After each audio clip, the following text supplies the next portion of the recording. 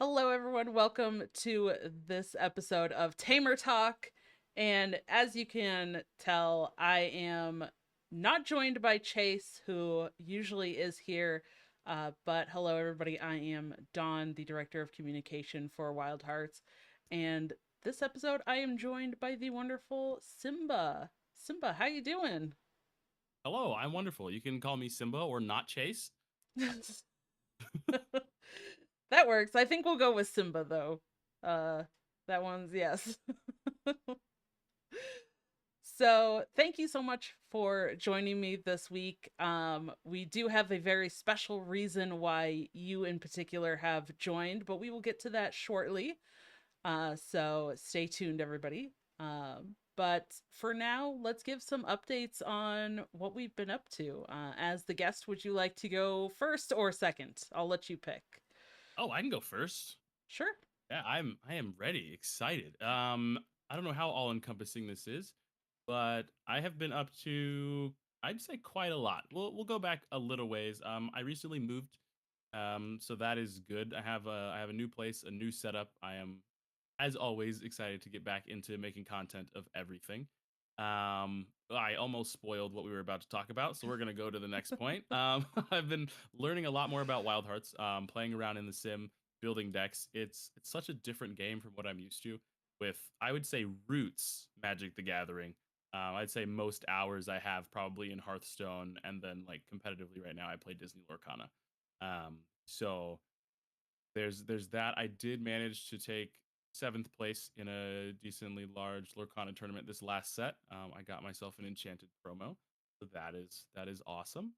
I have a new like big job. I run all social media accounts for Nerd Nation out in Kansas City. That's really exciting. Um, I think that's about it as far as the big stuff. Oh, my cat thinks it is playtime. So if you hear something, everything's fine. If you don't hear anything, I didn't say anything. So mostly just settling in, trading cards, and the new job. Trying to make sure I stay connected with people and intentional with the content. Yeah, you definitely do a lot. I know that I can say I've known you for quite a while now. I mean, Yeah. it's been what, several years now at least. Oh yeah. I mean 2021? No, before that. Yeah, at least 5. Yeah, it's been a while. So long that I don't even remember, but I feel like on every Tamer talk we joke about my age and forgetfulness and memory go with my ADHD and my age. So, there you go. So, Just a just cocktail. Just yeah. one sip in the morning and it's all gone. Yeah, pretty much. Who needs cocktails even when you have memory like mine? Yeah. I don't remember anything. Um, so yeah, it's been very exciting to see your growth and see you competing in lots of stuff. We did just have you competing in the Midland Showdown that I was also playing and competing in. So that was very exciting. I love the competition and getting to see people compete at stuff. You're also a member of Amber Flight Gaming, so it's definitely something that I've seen your growth and your competitiveness for several years now. So it's definitely uh, exciting to see you growing even more. Yeah, growing, winning, competing, learning. I think that's probably the biggest one. Never stop learning, right? Never stop checking out the new games, watching everybody else's content. It's exciting. Yes. What about you? Oh, what about me, man? I feel like I'm always up to stuff. Because you know me. I'm always busy. I'm always up to stuff. Oh yeah, Been working on again the Midland Showdown. We had our finals. Chase and I casted the grand finals, which was amazing to kind of cast again. I haven't casted since last year, and we are in. I'm looking at my invisible pretend yeah. watch. It's almost November. We Yeah, did. almost November, and I haven't casted anything since last year, so I felt a little rusty. But it turned out really well. I think people enjoyed it and said that there was lots of compliments on Chase and I's casting, so that was cool. Um, it was very fun to be behind the casting desk again. I really enjoy casting, so to be able to cast, and it was my first time casting for Wildhearts, and it was Chase's first time casting with somebody else. So there was Oh, a that's lot of awesome. first time stuff. Yeah, it was really awesome. It was a lot of fun, and it was like 2.5 hours, 2 hours and 45 minutes long, I It think. was a lot. So It was so yeah, much math. yes. So that was really cool. I've also been working and preparing. I should have brought it in here with me, but I guess I can pull up the image in Discord or something. We'll go to this screen and I can share that. Yeah, I have also been working on putting together my Halloween costume Oh, for amazing. this year. I am going to be Halloween falls on a Friday. So Yeah. this year it is going to be Halloween community nights. Uh, and while others might be out taking their kids trick or treating or other things like that, I will be I'll be streaming some Wild Hearts and I will be in costume. So you know what? Let me just pull it up on my phone. I think it's easier that way. If you didn't see it in the Discord already, definitely jump in the Discord and check it out there. Um, but I have a blonde wig. It feels very Oh, different. Oh, it's not going to focus. But we yeah, can you tell. can. It's Yeah, it's very different, right? There you go. And I'm not sure how I feel about it, but it's for the costume, and I think it looks good for what I'm trying to do. So it yeah, is a perfect. Wild Hearts themed costume, so I'm excited for that. Uh, so yeah, that's kind of what I've been up to. Just working a lot. We've been grinding away. Our Kickstarter is live, so we've been, trying to make a lot of pushes to grow the Kickstarter, get people to back the campaign. Um, and that's kind of been a very large focus of what I and the rest of the team have been up to. So, we're just chugging away. So, if you haven't already, there will be a link in the description for that Kickstarter, as well as all of Simba's info and links. So, definitely make sure that you go check out everything like that as well. Don't want to miss it. Yeah, definitely get it on the Kickstarter. I'm trying to get at least a tiny community here where I live. I, I mean, one because I should and I'm an ambassador, but two because like playing physical is what we like to do, right? It's almost the same thing with chess players, right? Playing chess anywhere is good, but like playing physical is what we like to do. And so if nobody has anything, that's why I stopped playing Flesh and Blood. Like very specifically, nobody where I live really plays Flesh and Blood. Mhm. And so, I can go on YouTube and watch the world championships, and that's great. But with no one to practice with, no one to test with, no one to really enjoy the game with, like, I can't get any better. I can't even play the game, to be completely honest.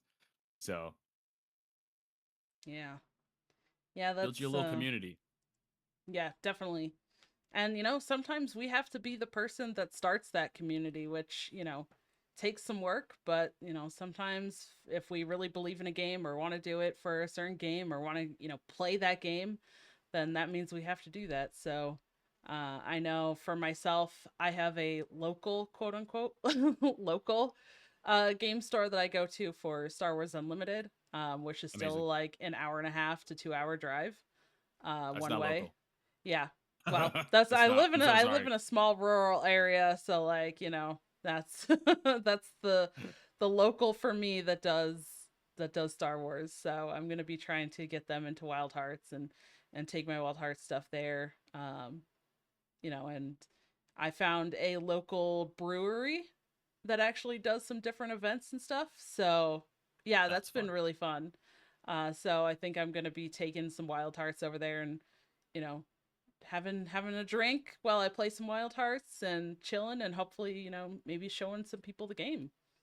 Yeah, that'll be fun. I don't know why I'm talking so much about chess, but I've seen people in like coffee shops and breweries, they'll take like a little whiteboard with them, just put it on the table with them, like want to play a game, and they'll just hang out until someone like comes sits down and play with them.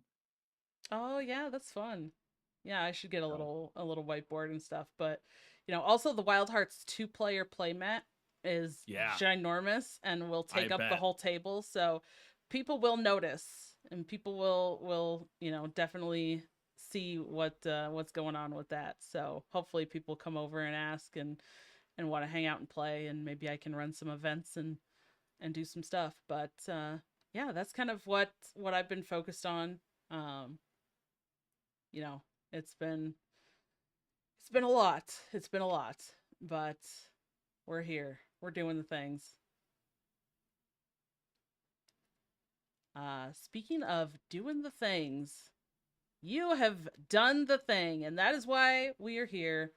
If you have not already, go check out Simba's videos.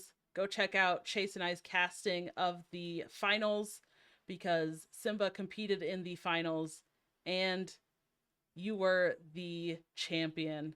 Yay! Congratulations. Number one. You did it. You did it. We had a best of three, which was awesome. That's why the stream was so long, because it was a Yeah. best of three instead of just a best of one. But it really gave both you and Samuel Graham does TCGs a chance to, switch cards in and out from your side decks. Really, a chance to showcase your skill over multiple games, which, spoiler if you haven't seen them, there was one game that kind of leaned one way, a second game that leaned the other way, and then a game three that felt really, really close. So I feel like overall it was a really, really good showcase of both of your skills and being able to maneuver different, play states that were happening throughout the games and kind of determining. So I want to ask you first about your experience in the Midland Showdown as a whole. What was that experience like for you doing the weekly play leading into the finals and competing and ultimately winning in that? Yeah, so I haven't done a ton of online competing in a card game that's supposed to be physical, right? Like Hearthstone is strictly online, so I've played in plenty of those kinds of tournaments. Um, but it's very interesting in terms of every game that I've played that's physical. I've had the cards, so I can like look at them, memorize them, like while holding them. I don't know, for what it feels easier to remember what's in my deck, what could be in my opponent's decks.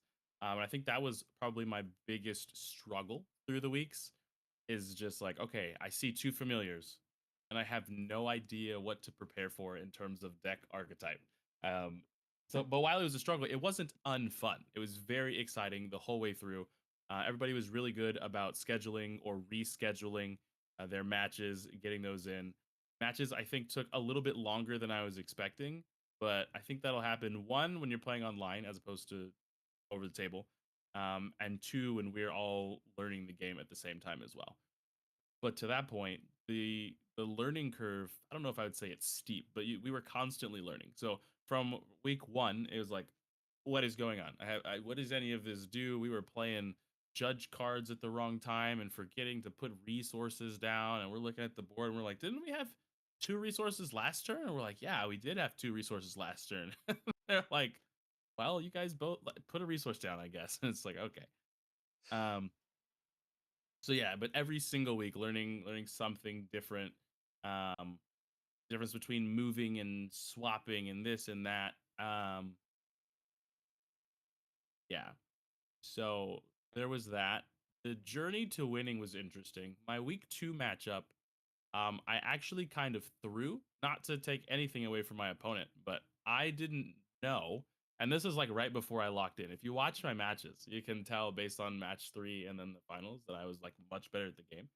I didn't realize that if somebody did not score 20 VP, that the game was still over after round four.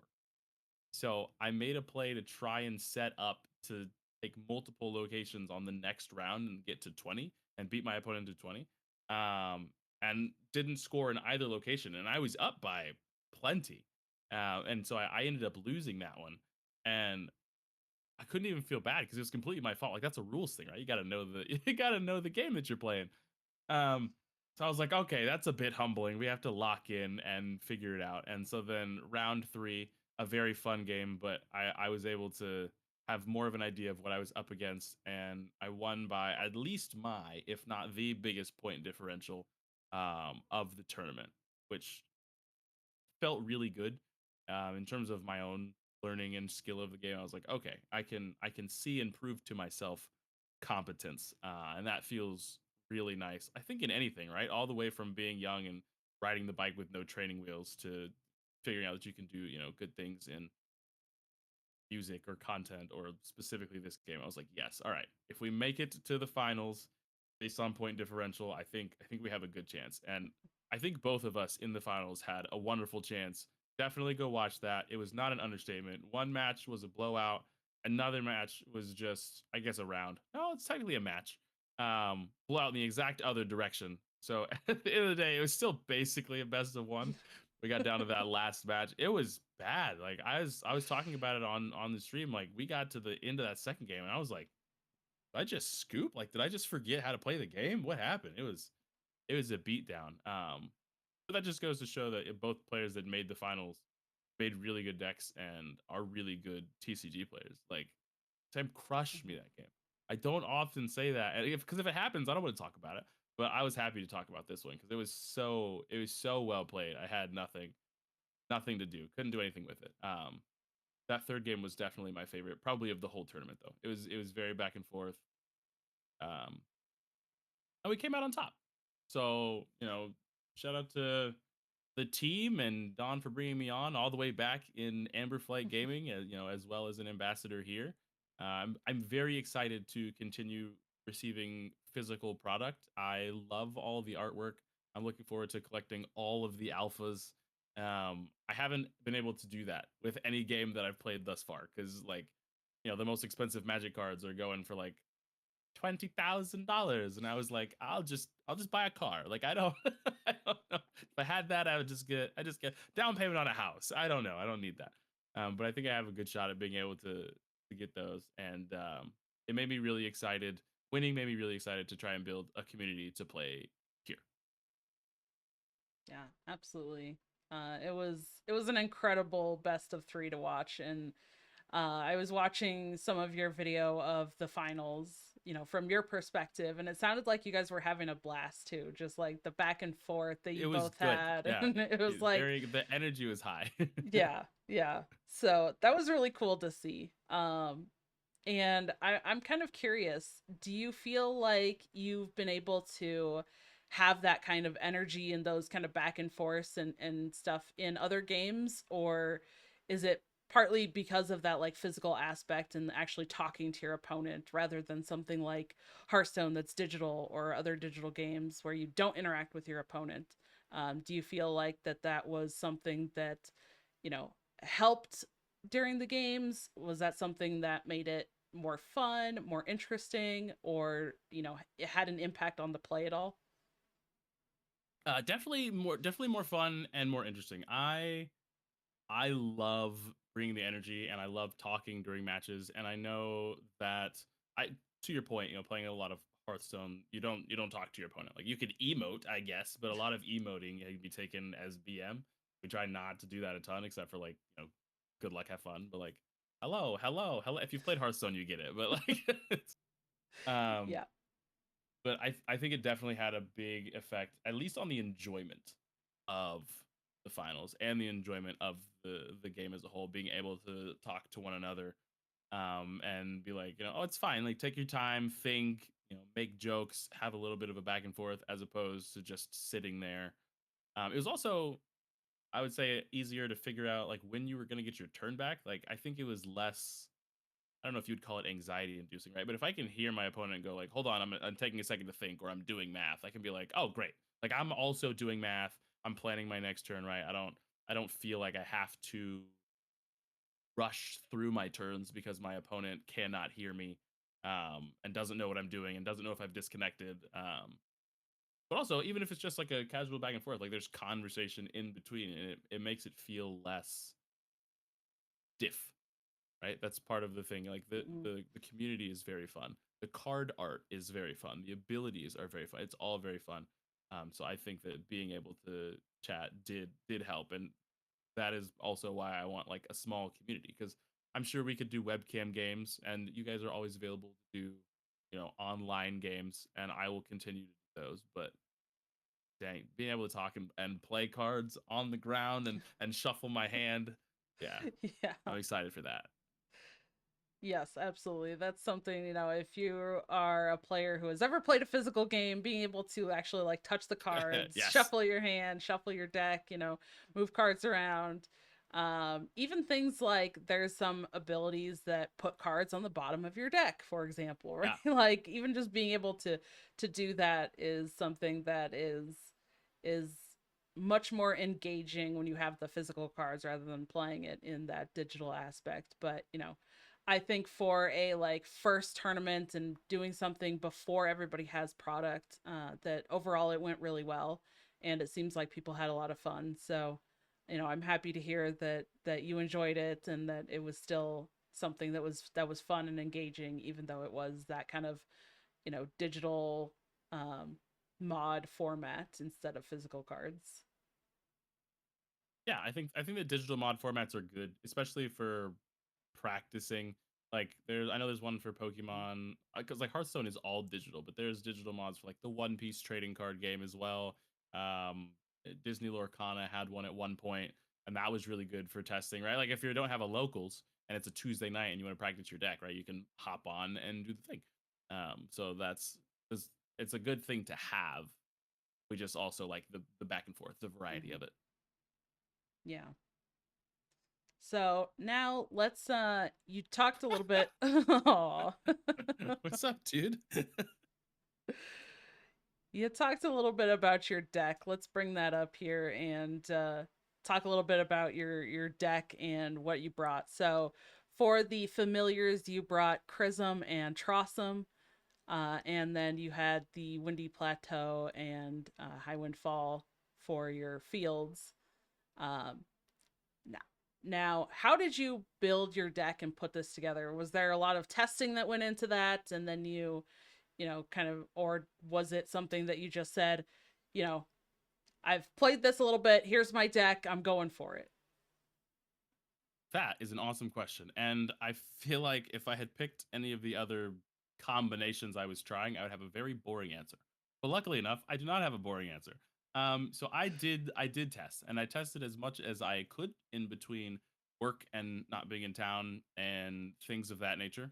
So one of my deciding factors is I thought it would be really cool to use at least one, if not both, of the cards that I was able to reveal for Wildhearts, and I put both in, and so I was very happy about that. The second thing, and I have since realized was I won't say the wrong decision, but it was a little bit, I think, scared. I think was that I knew that Prism was very strong, not invincible, but very strong.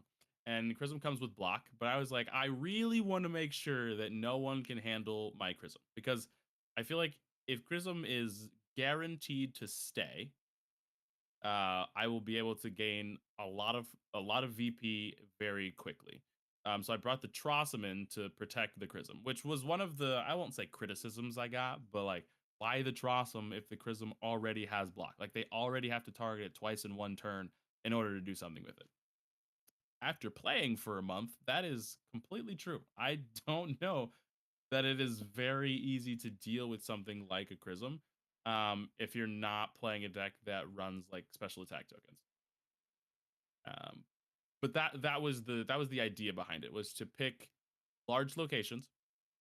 That way, if one gets kicked, I still have at least one, right? So if you kick my 5 point location, I still have one that allows me to buff my creatures in other locations. And if you kick that one, I can still win 5 point locations, in Mm-hmm. my opinion, very consistently.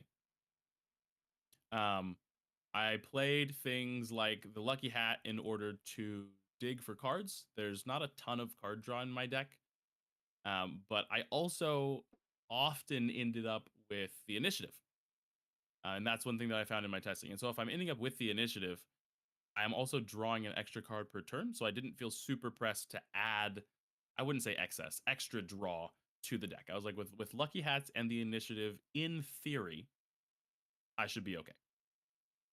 And then the goal was twofold with the deck itself. It was to be able to play things that cost not a lot, that don't have speed, try and force my opponent to make plays, and then allow me to react to it with things like Shaper Magic, uh, or go very wide. So like the Fort Nail adds extra tokens, the Trossum adds extra tokens, things of that nature, and then claim a ton of VP.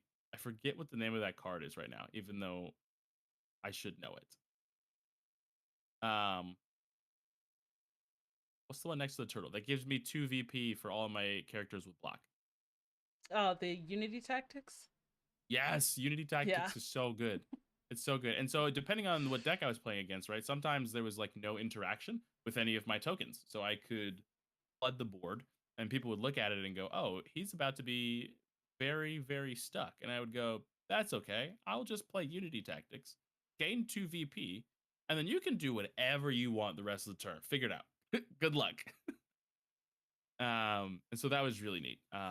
So yeah, I often my first turn I would like to try to do something like Skyson pass, get a little bonus on my familiars, and then see what my opponent does, or Skyer a familiar back and be like, I don't know what you're gonna do. Like, figure it out now. Your whole plan's gone. In my side deck, I had a couple things to try and get rid of supports, which was actually very helpful in specifically the finals, but match 3 of the finals. I put both of them from my side deck into my deck. I played it round 1, and I won't say that it won me the game, but it definitely aided me in success. And in the airing, I was worried that I would end up at some point too flooded. I would need to eat my own um, allies in order to save some space and get Mm. some extra power. Um, but also some of the familiars are very low power originally. And so sometimes you can eat a low power familiar. I say eat. Does that make sense? Sometimes you can eat a low power familiar, and it just throws off the game plan for the rest of the rounds 2, 3, and potentially 4.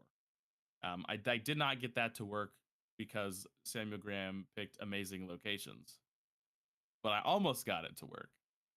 And then Whistle Squirrel. I played Whistle, I think, weeks 1, maybe week 2. It was fine, but I found that with the unique rules, sometimes Whistle is just rough. And I wanted to play Whistle and the Squirrel, but I wasn't playing anything that ended up with enough allies in the discard to Mm. warrant playing the Squirrel. So the Whistle also just felt kind of bad. Um, yeah, I don't have too many like I would call them like middle of the road allies, right? Like we have the Tortu, but most of the things are small, like the adult, the Skyson, the chicken, or big, like the scorpion. Technically, I guess the Skyer is medium sized, technically, but everything else is either bouncing or getting me VP or drawing me a card. That's that's what I wanted to do. And I have since found even more cards in other colors that do exactly what I wanted to do. And I'm like, oh, I'm just excited to build now. But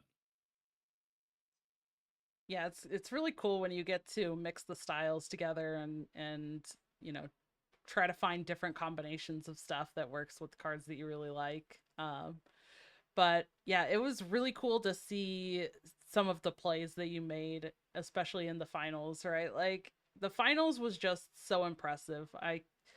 I'm still like I don't know the word ecstatic about the finals. I don't know. It was just like such a sure, cool yeah, it was such a cool match. And, again, like I get that like excitement when I cast, but to be yeah, able to like cast that and watch it happen like in real time and be able to talk about the plays. Unfortunately, with the mod and stuff, like we couldn't see your guys' hands.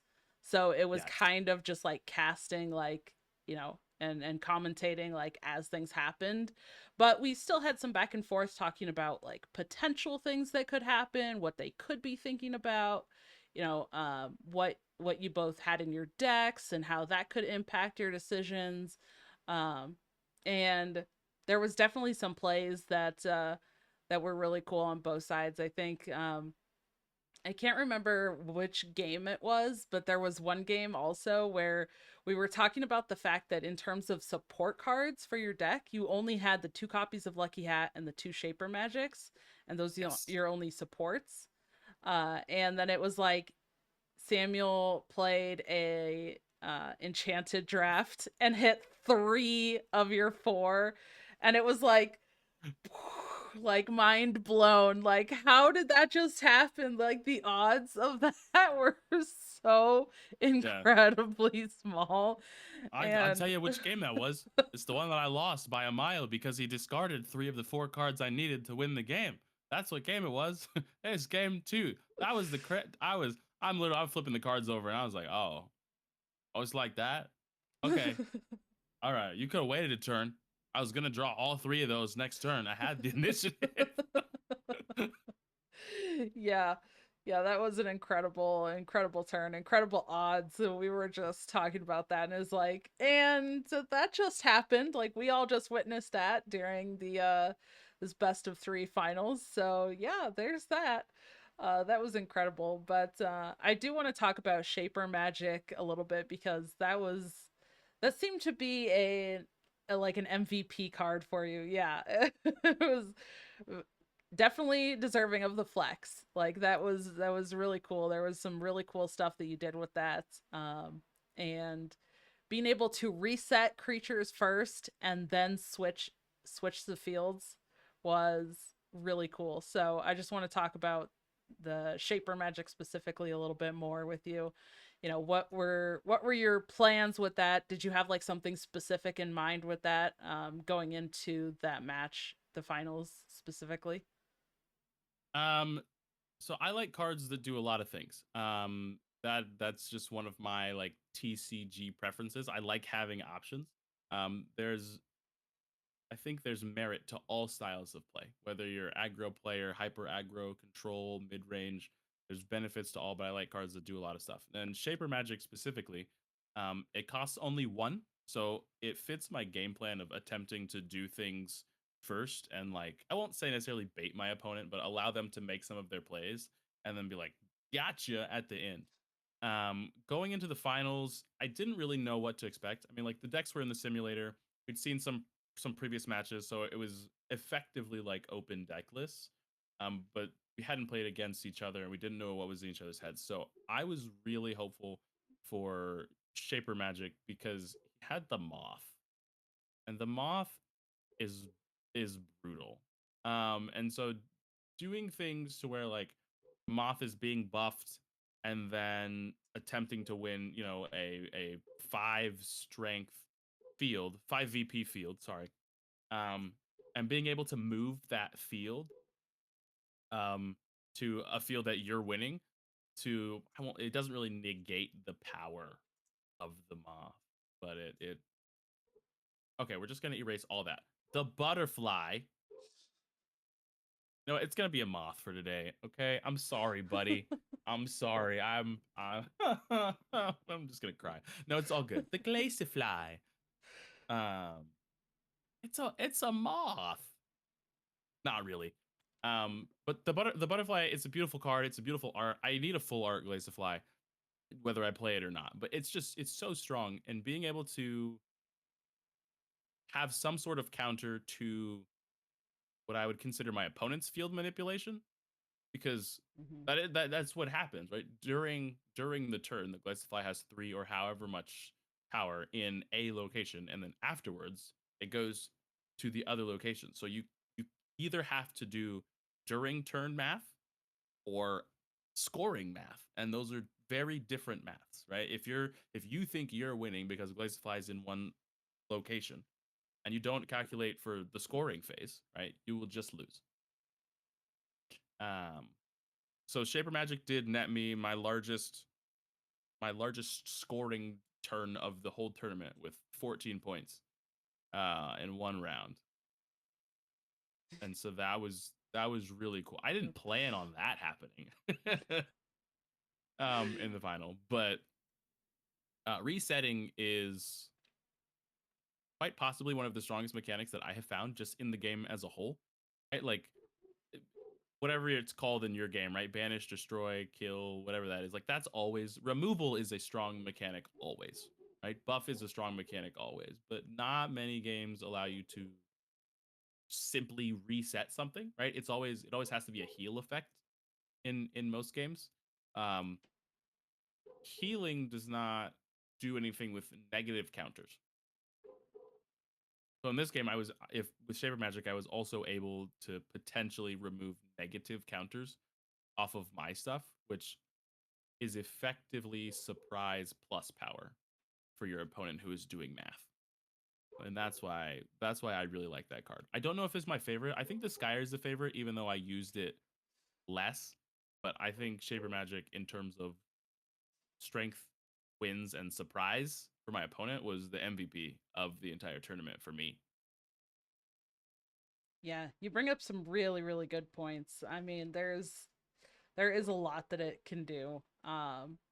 And yeah, we got to see it. That turn where you did play it for so many points, like that huge swing was incredible. It was we were all just like, "Oh my gosh, it happened." We got to see it. So there was a lot Yeah. of that in the finals, I feel like the we got to see it kind of thing. We did talk about Skyer quite a bit and the potential of Skyer to just be able to like kind of get rid of the Glaciifly and um put that back on the bench and just like get rid of it. But the Shaper Magic was so cool to watch, and it was just like, especially when you know we didn't necessarily expect it or expect it to be such a powerful swing, and it's Yeah. like, yeah, if he has it right now. And we could tell, like, when you're playing, you're talking about kind of how you set up some of your plays to like, I I feel like I want to call it slow roll a little bit, right? Like where you kind of take your turn a little bit slow, and not in terms of like the pace that you're playing, but in terms of like how many resources you're spending, right? Like, okay, I'm going to kind of spend one or two resources here, see what my opponent does. And then I still have like another one or two resources to spend that I can spend. And it was like every time you had one left, I was like, "Are we going to see Shaper Magic? Is it gonna happen Are we going to again? see it? Are we going to see it? There's one left. Is he setting it up for it? Like, what could be happening here?" Um, so that was really cool to see. The Shaper Magic was a lot of fun, but another one that you did get a good swing off of as well was the Turpion. uh you got a good Yes. play on that, so that was really cool to see too. It was like, okay, here's a big swing, he's winning these fields, he's getting extra VP, and actually got to play that out, which I feel like we don't see that super often because it is a little bit more of an expensive card, but you got to pull that off as well. How did that feel? That felt great. I think when I put in two, it was the right call. It's so different in terms of ratios because I'm used to games where you have at least four. So when you want to see something like every game ish, you put four copies in. This one, I'm like, I want to see all of it. Every like I gotta put two copies. I gotta put at least two copies in, because I'm not doing a whole bunch of searching. But it works really well with the Chrism because you're often early in the round, like winning that location.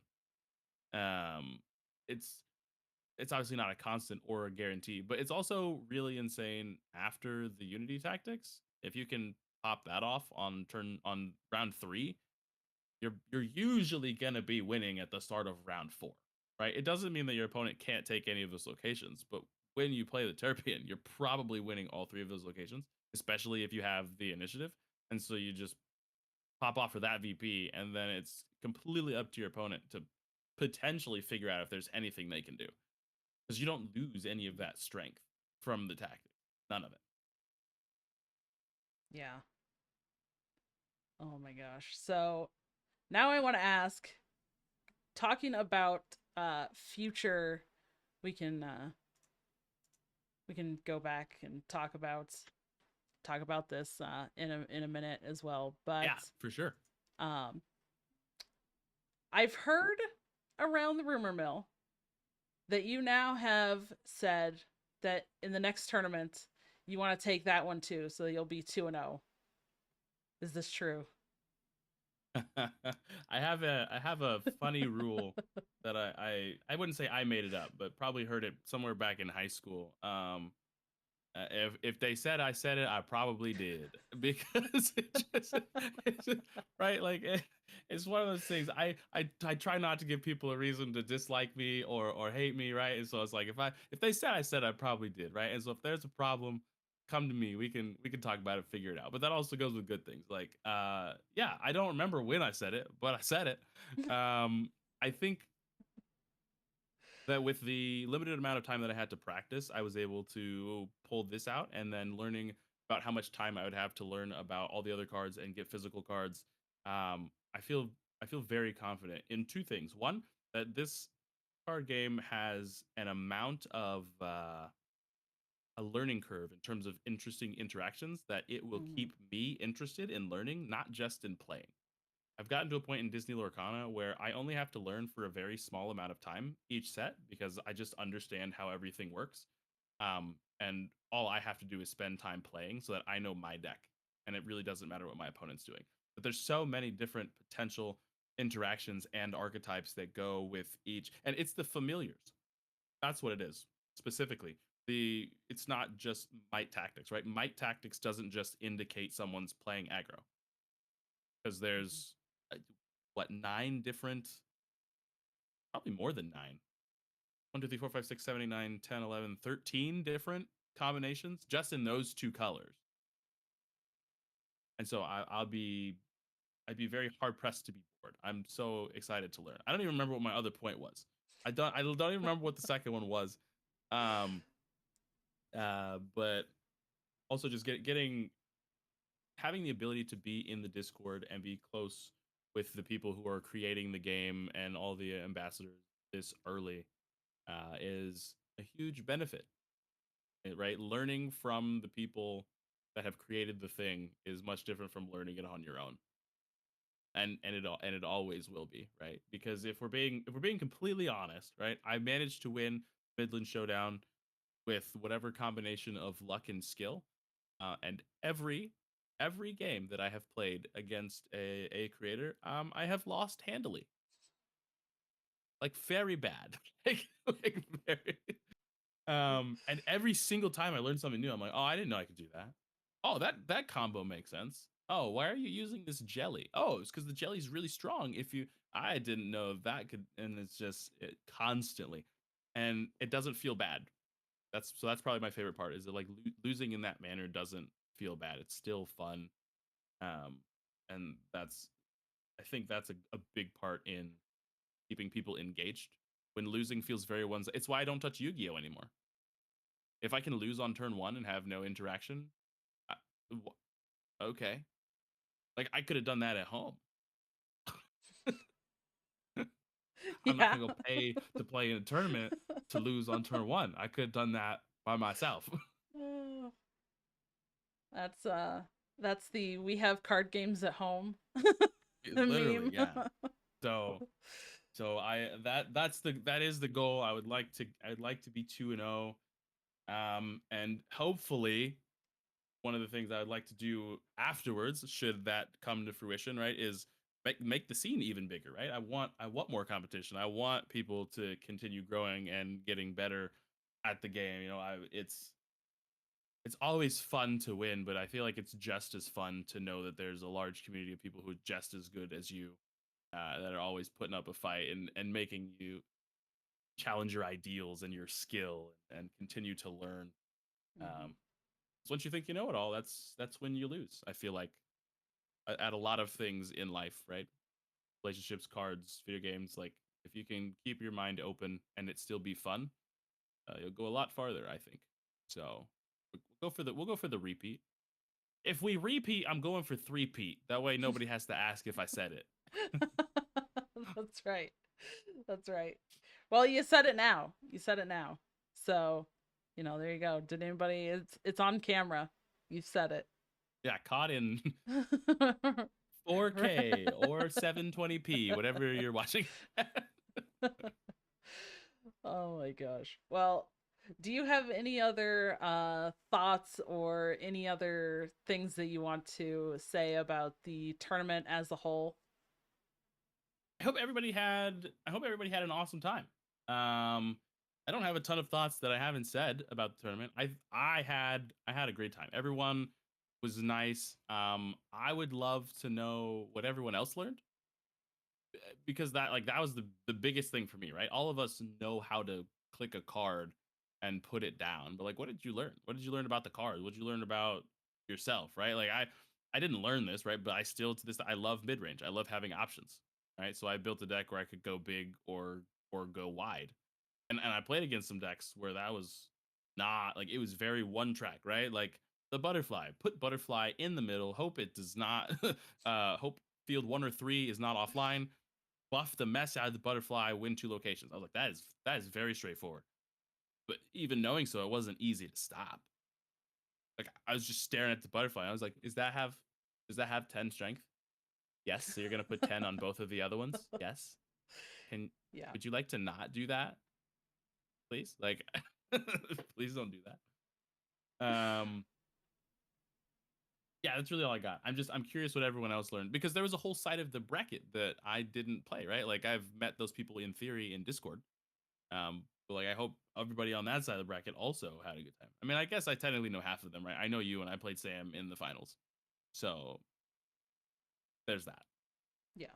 Um, I think it went well. I think the way that it was run was great. It was really nice to know all the information ahead of time, how tie breaks worked.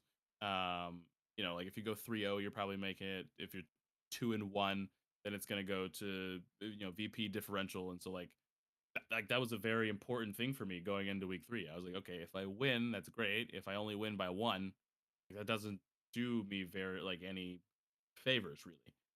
Um, which is why I had to really lock in for that week. And there were some good plays that week too. Like I managed to move an ally on the other side of the field in order to fill up a field to 4 allies, which just ruined an entire turn worth of plays because there was no space. So it's either move that ally back out and then try to make the play with what resources you have. I was cooking that week. Like the finals was more fun, but my best play was probably week 3. So Awesome. So you heard it. Go check out week 3 and the finals. Posted, specifically, yeah, yeah, that's posted on Simba's channel. We'll have that linked below. That was that was a very exciting tournament, though. I think it went well from my perspective. I think it went pretty well considering everything that it was meant to do. So it was good. It was a fun time, and I'm glad we had people enjoying the tournament, enjoying themselves, and enjoying the game. yeah. I'll let everyone know when I get my packs and see what my pulls are. I'll also let everyone know when I start collecting my alphas. I don't know when that'll be, but I need all of the. And there's a lot, right? There's 12 currently, and I assume probably more when more familiars are released. I could be mistaken. I don't know things. Well, that's all right. Speaking of knowing things, let's talk about the future, and that is the future of our organized play. We have the living organized play system, Oh, and this looks so cool. yes, this is the future that we're moving towards. Um, we could go kind of a traditional route, right? Very similar to other games, give out boosters, for prizing, that kind of stuff. Where it's just like play a certain number of games, do, kind of the traditional play. But we do have some things in our lore book and that's mentioned here. And, we thought, well, we kind of already have a little bit of a different system with tournament play, and we wanted Yeah. to do something even different. And that goes into our first event that we have planned, which is Rampage in the Roost. It is our first official webcam event. Registration set to open in early December and close in late December. And then small entry fee would be charged, and you'd have until January 1st to register your deck and side deck. which we talked about the importance of the side deck in that best of three. You definitely switched out cards a lot in Yes, that best of three. every single game. I don't even think I started the first game in best of three with my main deck. I don't think I did. I think I sideboarded immediately. Yeah, I think so. Um, but the big thing about this this event and what we want to do with our living organized play system is thematic play. So, what we mean by that is all the games would feature a thematic field. For our first one, it's called The Roost, is the field, hence the Rampage in the Roost. And everybody would have to play with the Roost locked in as one of the fields, and then play the game. So, instead of like bringing some different fields and everybody kind of playing like we saw in the Midland Showdown, everybody would have to play with the Roost in the game. And then it would be a matter of how are you building your deck to kind of accommodate what's happening with that field? How are you playing against your opponent with what's happening with that field? And it would be thematic, and each event would have its own field, its own theme, and kind of take place in various parts of Tetrum and beyond in Magia, where we are located for the World of Wildhearts. So um, I think that's a lot of fun. I definitely have not seen that before in other events, in other card games. But what do you think of this, like the thematic play style for these tournaments? I think it's super interesting. Because to your point, I've never seen anything like that. I know a lot of expansions, if not every single expansion ever has a theme, which gives you different archetypes to build and different cards to build around. But I've never had to build around. I guess you'd call it the field, right? I've always just built around whatever my win condition was. I haven't built my win condition around something else that's happening in the game. So most of the time I hear of a tournament like this, and I would assume that it'd be like a special event type thing, whether it be like a special weekly tournament or a special monthly thing or special cash tournament, but not like a this is our competitive circuit, and could be the regional, could be worlds. Um, so I'm excited in terms of it's new, but I'm mostly intrigued to see how that'll go because Mm-hmm. once everyone reaches a certain skill level, when you make something static, you often will see a lot of repeats because people will quote unquote right solve the meta, and so it'll be very interesting to see if we still have as large of a variety of familiars and cards chosen based on what field is locked in to that tournament. Yeah, I think actually Wild Hearts, the way that it is created and the way that it's designed initially, I feel like there is a lot more room for bringing a variety of stuff and a lot Yeah, more like ways to solve the puzzle, if you will. Right? So then maybe some other card games where it's like, oh yeah, this is obvious. Um and we've kind of even talked about it with talking about your deck where there's some cards that have some flexibility in terms of what they can do. They kind of do multiple things, but even things like resetting, right? You can reset, you mentioned I can reset my opponent's stuff like that Glaciafly and set that to 0, but I can also reset negative counters of my own. So I feel like there is um, that difference in the card games where there's actually a little bit more space in the design of the cards that will allow for more variety of decks for people to play. And with the first one, especially, as people get their cards, depending on how many cards they open, they might not have the all of the cards to build a deck that they would, quote unquote, like say is like this is built specifically to beat the Roost. But you also have to consider like you're playing with the Roost, but you're also playing against your opponent too, and their yeah, familiars and what 100%. they're doing. So I do think that the way that this is formatted and the way that Wild Hearts works in general leaves a lot more openness for people to actually bring a variety of stuff than we might see in other card games. That's super exciting.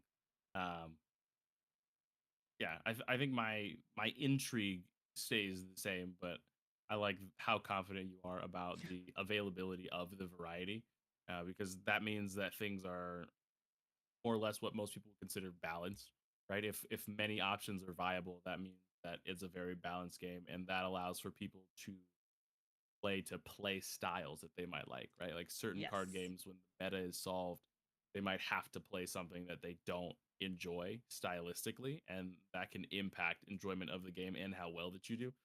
So having the amount of variety within the colors, within the styles, and within the game itself, it lends to it being a friendly game to a wider variety of people than other games, I think. Yeah, absolutely.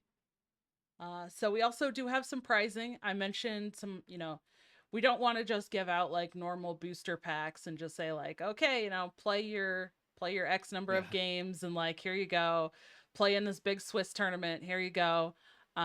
We do like to do round robin, and this is what that format would be, kind of just like the Midland Showdown round robin, and then a best of three finals. We felt that that was very successful, and it made the finals more exciting. It made the side decks, matter a little bit more than just best of one. And so we definitely want to stick with that. Round robin is a very good way of determining, kind of overall like who we feel the best player is. So we have that, but we also have pricing. We're emphasizing the theme and having fun and participation. So with that small entry fee, many tournaments have entry fees. Of course, this is going to be something really small, not like some like other big tournaments where you have to pay huge sure. amounts, huge amounts to get in. This is going to be something very small, but everybody that participates, one of the really cool things is they will get a heart pack, which is a pack of 3 alternate foil cards. And, you're going to have alternate arts in there. You're going to have different stuff. So it's kind of like uh, we've seen this in other games, but you'll have like gem packs in Flesh and Blood. There's like the promo packs that Star Wars does, right? That has alternate Yeah. arts for those. So it's kind of in a similar vein to those. And we also have the Roost Full Art Field card. And this is not found in set 1 or 2, series 0 through 6. Now, just as a reminder, we also have the unique release model of series. So, right now, we are in the Kickstarter for series 0. And then the plan is every other month, we would be doing a series release. So, it'd be series 1, series 2, series 3, all the way up to series 6. And all of those equal set 1. So basically, 1 full year of cards is equal to set 1. So the Okay. Roost is not in set 1 or set 2. So this is kind of cool. You're looking at, nobody's going to have the Roost for multiple years unless you play in this webcam tournament. And that's the idea behind these thematic things, right? You would play with the Roost, but you also get a special full art field for playing in that webcam tournament. That's a huge incentive. I like shiny stuff, and I like being different. So I'm playing it just for that. I mean, I was already gonna play in it, but now I'm definitely gonna play in it. Yes. So Awesome. But yeah, you can tell here it even says these heart packs are built using alternate arts, alphas, and special promos from the series premiere structure. So you're talking about those alphas. Well, here's a chance to get more of those alphas. You know, you let's could you do it. could find them. All right. And lastly, I want to mention this important note for retailers. Any and all retail, excuse me, any and all retailers pledging at the retailer tier 1 or 2 will get 4 of these with their pledge, distributed free of charge. This is the kind of living organized play system uh, sets. So you'd get a whole like set of this stuff to run these events, and you'd have enough to run the event multiple times if you wanted to as a retailer. So I think that's pretty cool. Um, we're definitely looking to get more stores involved, more locals, and people playing. But if you are somebody who is interested in running events, definitely we would love to talk to you, and please reach out to us. You can contact us in the Discord, through email. You can post on any of our videos and just say like, hey, yeah, I'd actually be interested in running events and hosting events in my local area. How can I get some of these? And reach out to us and we'll chat about it, because we definitely want our ambassadors, and we want these people to be able to go out into their local communities and actually have people to play with, as you said earlier, right? So Yeah, that's very important much so. for being able to play a game, is having people locally to play with. So definitely, if you are interested in that, please reach out to us and let us know.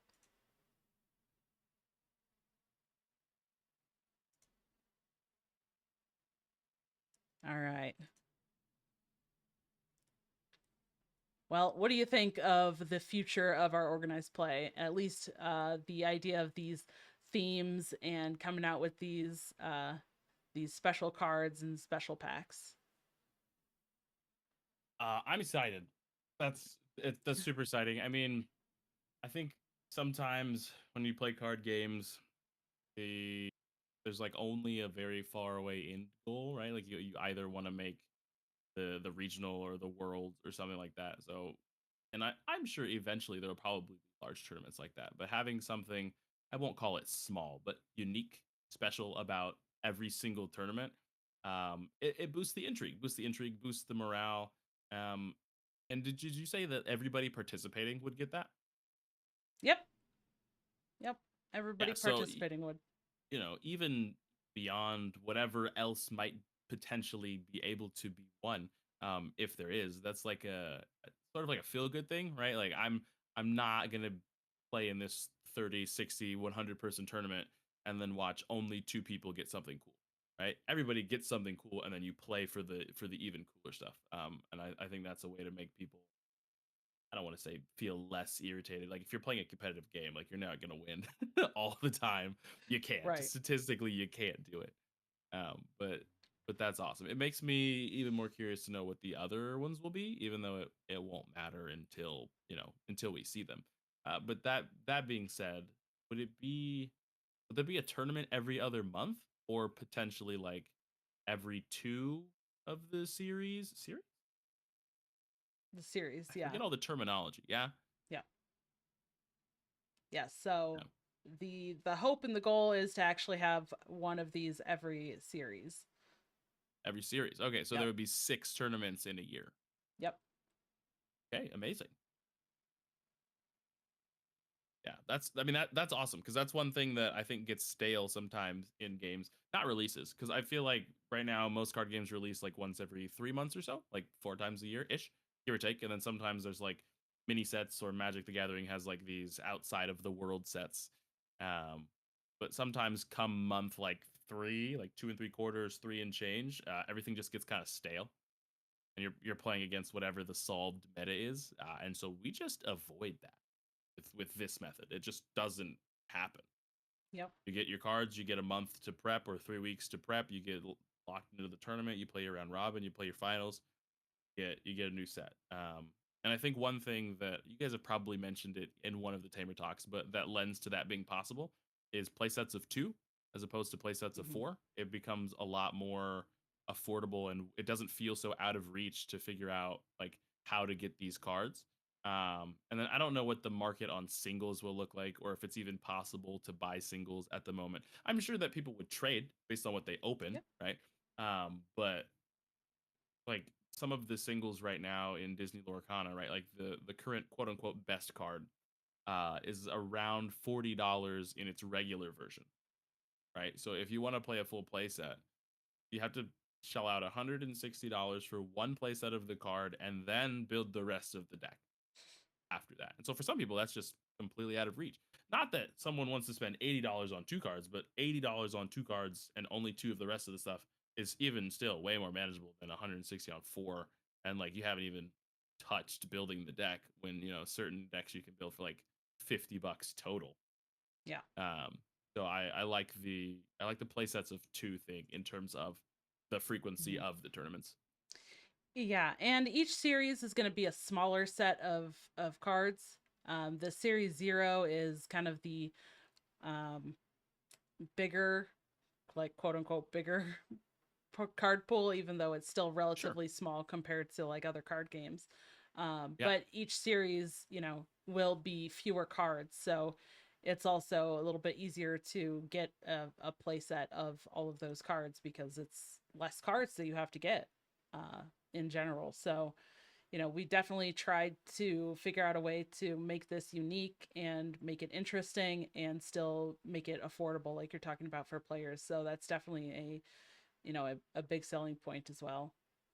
Yeah. But yeah, In decks of 30 and only two copies, you only need one field or one copy of a field, one copy of the familiars.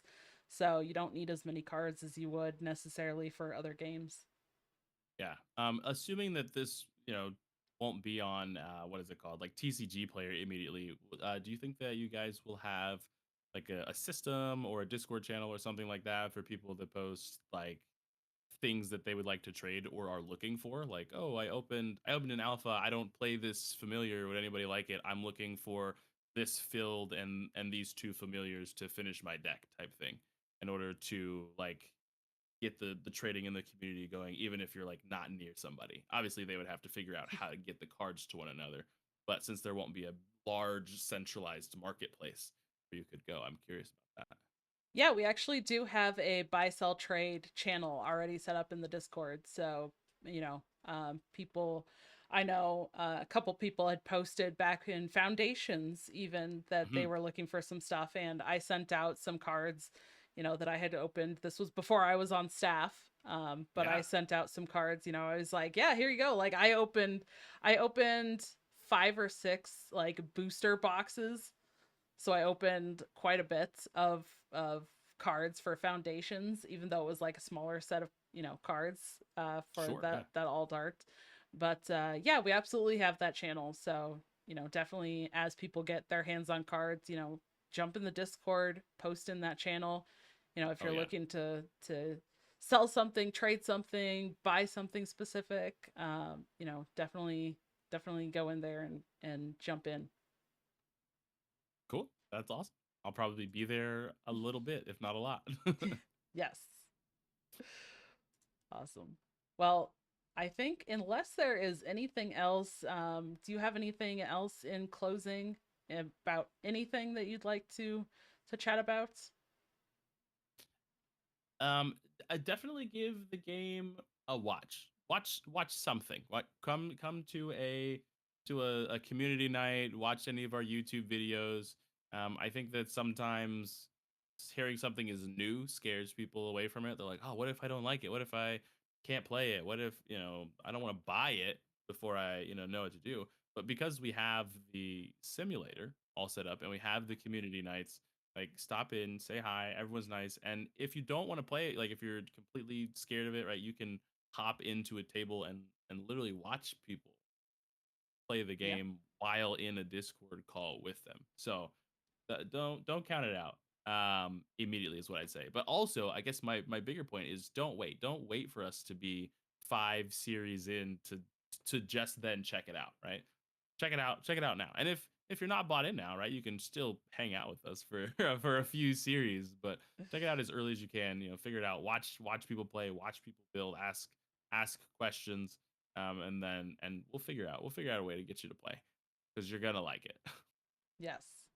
Yeah, we've had a very high percentage, I feel like, of people who have tried the game who have said that they liked it and enjoyed it. So it's definitely one of those, like, once you try it, you're bound to like it. So definitely give it a try. And if you're interested and you're like, I want to try it, but I haven't tried it yet, but I want to get in on the cards and make sure that I get those exclusives, the foil, alt arts that are going to be exclusive for the series Kickstarter. Jump in that Kickstarter and join it, ASAP. You don't want to miss out. You don't want to wait. Um, there Yeah. is that heart pack for referring as well. So if if you watch this Tamer talk, you've made it to this point in the video. What are you waiting for? Get in on that Kickstarter. Even say that Simba referred you, I was and just help gonna him say get that. I some was gonna be packs. like, give me a hard pack, man, and then I'll come play with you, webcam, whatever you want. Yes, exactly. And then, get some of your local players in and get them in that Kickstarter as well, and have them, say that you referred them so that you can get some extra packs as well. Um, Yeah, there's no limit on those. No limit. So if you refer 50 people, you're going to get 50 of those heart packs. There's no limit. So definitely bring some people in and get that going. But amazing. I look forward to seeing everybody, trickle or pour in as things continue on. yes. Me too. Me too. Well, I think that is going to wrap it up for this episode. Simba, thank you so much for taking some time to join me tonight and record this episode with us. And congratulations again on your win for the Midland Showdown. It was very exciting, but congratulations and thank you so much for joining. Yeah, thanks for having me on. I will see everybody in the Discord or after I have repeated. Love it. Yes. Well, thank you so much, everybody. We'll see you next time.